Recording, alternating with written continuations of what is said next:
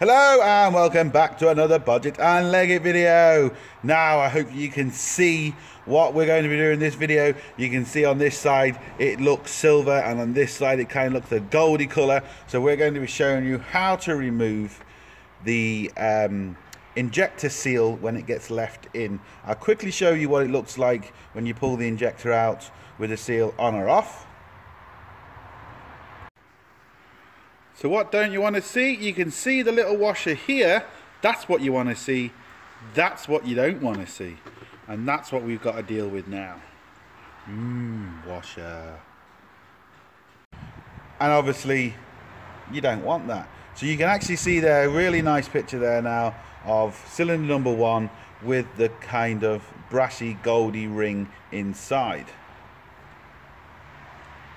And this is what it looks like. Essentially a copper washer, very thick.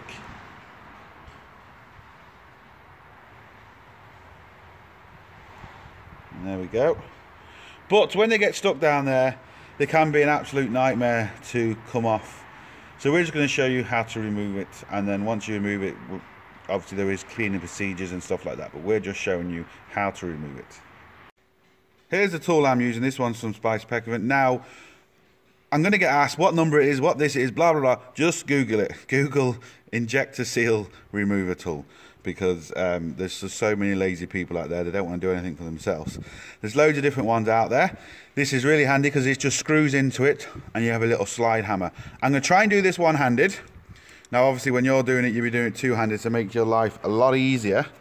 But let's try and do this one-handed. So we slot it down there, kind of push down on it. And I'm twisting it. Most probably won't do it now. I'm doing it one-handed, you can bet your life. Kind of screw it down. Doesn't feel like it's in. There we go. Now, screw it down and then just